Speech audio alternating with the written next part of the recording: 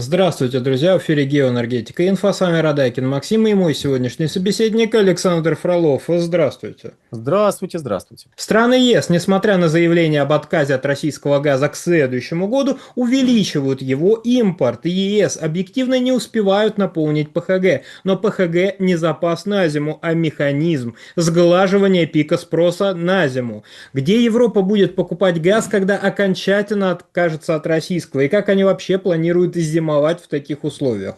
Ну, те, кто планирует зимовать, будут прекрасны. У нас, давайте с этой нехитрой мысли начнем, а потом к циферкам, прогнозам и ко всему прочему перейдем.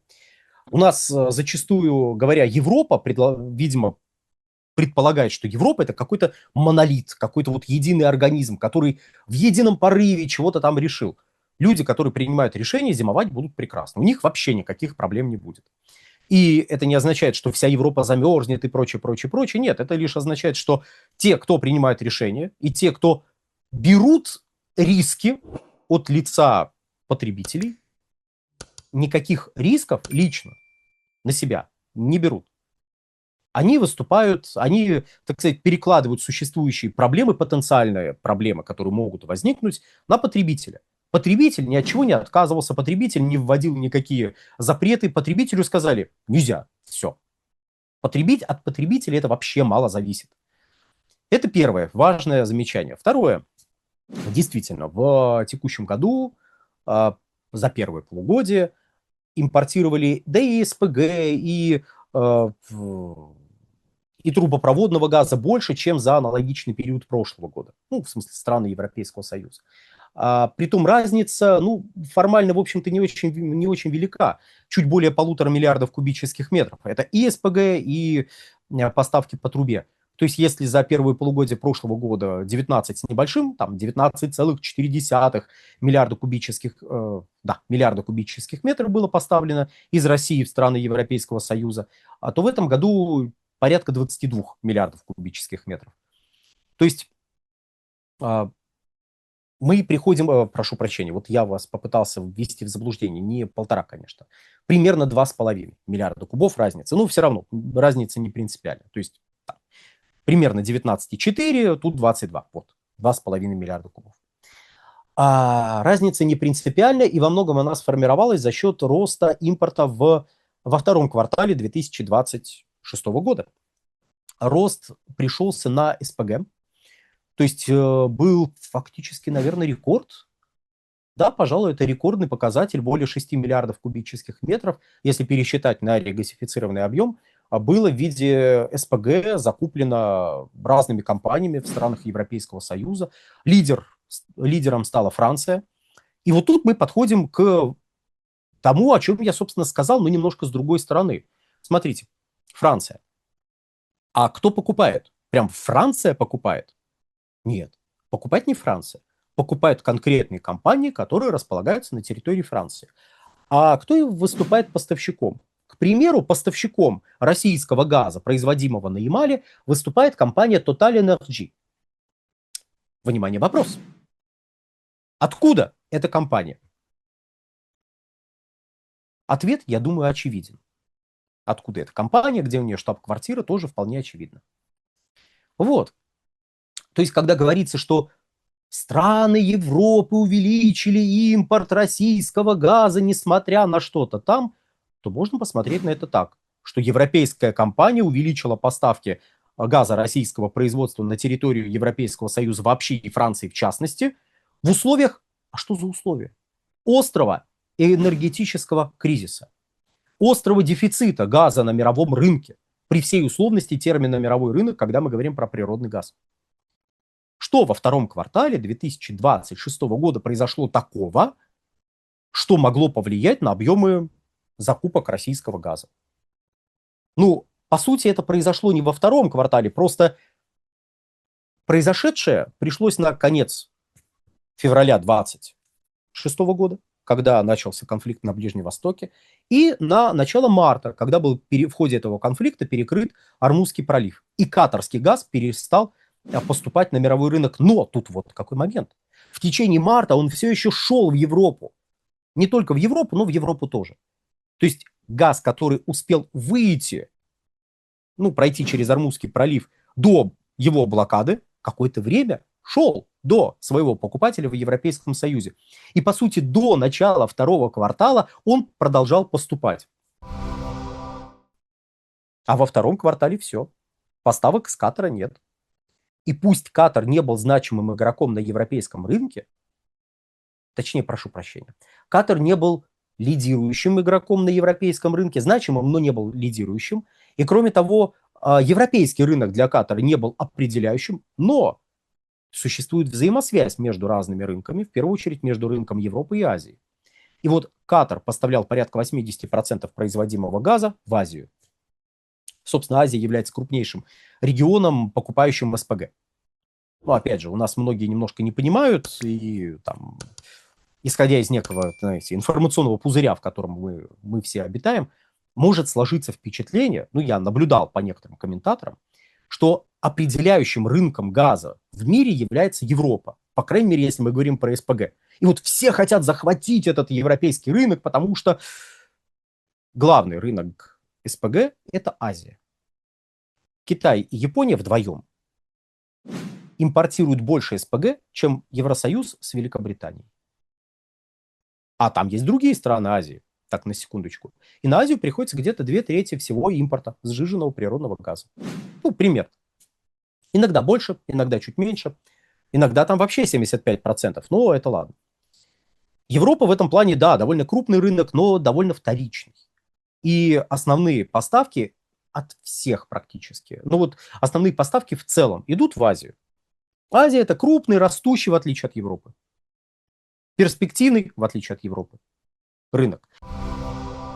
Тайна раскрыта. Тюменская техника Case Guru производится в Китае, где сосредоточено 90% производства мировой электроники. Почему тогда на коробках техники Case Guru написано «создано в Тюмени»? В Тюмени инженеры продумывают характеристики и тестируют устройства. В Китае масштабируют производство. Глава компании Case Guru Вадим Боков, прозванный тюменским Илоном Маском, лично контролирует разработку. Вадим выпустил инновационные устройства для уборки по старинке, без химии, но по стандартам медицинской чистоты. Раньше после уборки полов болела спина, сейчас можно убраться без боли. С новинкой Case Guru беспроводным пылесосом TurboSeal. Рекордное соотношение длительности работы и мощности. TurboSeal очищает мебель на глубину до 10 сантиметров. Наши мамы и бабушки мыли полы вручную. Сегодня это делает робот-пылесос со станцией самоочистки. Case Guru самочист. Тюменский самочист проводит сухую и влажную уборку,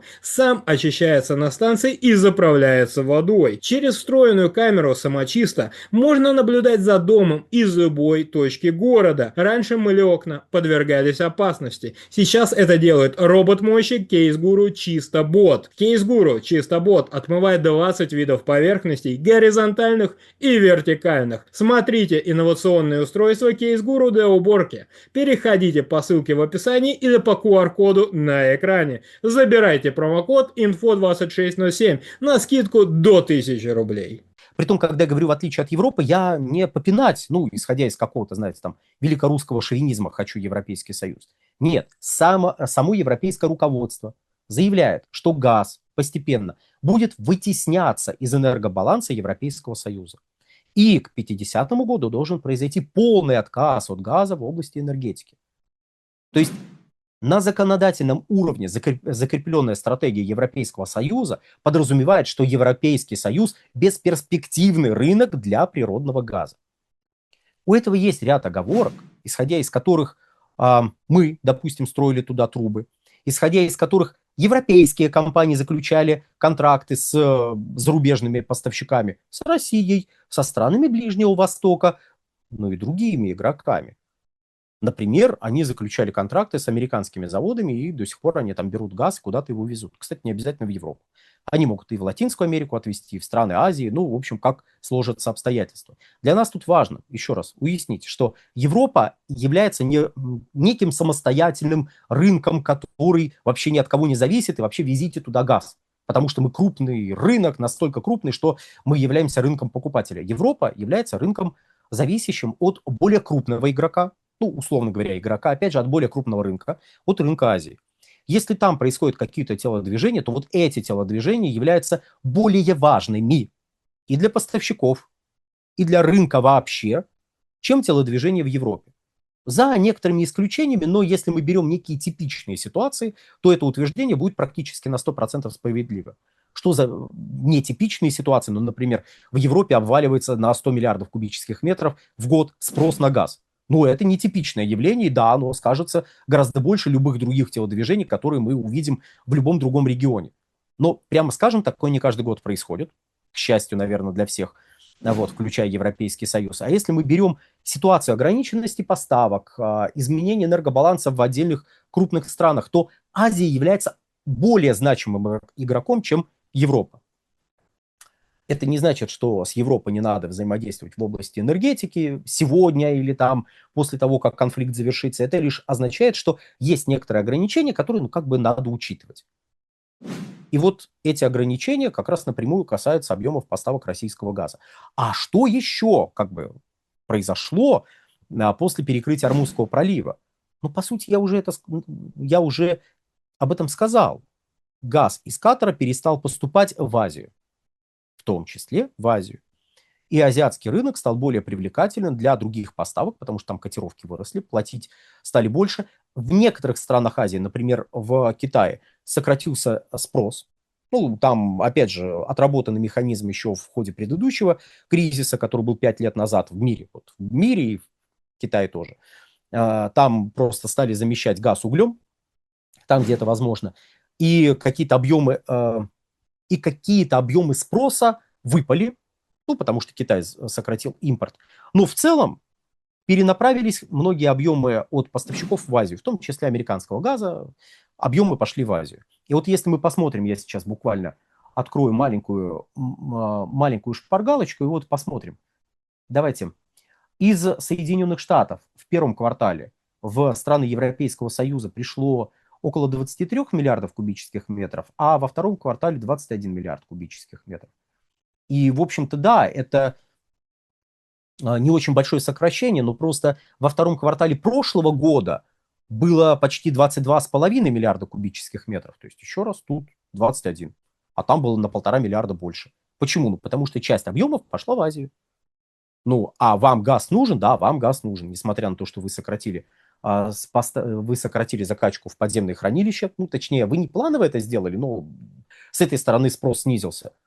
Но, тем не менее, газ все еще нужен, потому что конкретно сейчас вы его потребляете. Что делать? Ну, очевидно. Брать его там, где газ есть. А где он есть? Ну, в России он есть. Давайте оттуда завезем. Если бы сейчас работали северные потоки, мы бы с вами увидели просто новую, дополнительную, усиленную загрузку этих самых северных потоков. Или любой другой коридор, если бы сейчас был доступен, кроме турецкого коридора поставок, мы бы увидели, как его загружают изо всех сил. Собственно, турецкий коридор поставок загружает из всех сил возможных. То есть он, работает близко к максимальным показателям. Да, там есть, опять же, ряд оговорок с учетом того, что на профилактику всегда так происходит. Там в июне на профилактику останавливали турецкий поток, но так это дополнительное давление на СПГ создало. То есть дополнительное давление со стороны спроса на СПГ, производимый на территории России. Давайте еще раз зафиксируем. Поставки из Катара прекратились к началу второго квартала. Поэтому из других источников газ стал потихонечку перетекать в Азию, потому что Азия более значимый игрок. Меньше газа стало доставаться Европе. Стало необходимо искать этот газ где-то еще, а где-то еще это Россия. Вот поэтому импорт газа из России и вырос. Александр, большое спасибо за комментарии, друзья. Подписывайтесь на Александра Фролова, подписывайтесь на Геоэнергетика Инфо, ссылки будут в описании и закрепленном комментарии. Там же будут реквизиты для желающих финансово поддержать наш проект, чтобы мы и дальше также бодро вещали на всех площадках без монетизации, исключительно благодаря вашей финансовой поддержке на Sponsor.ru. Спасибо, до новых встреч.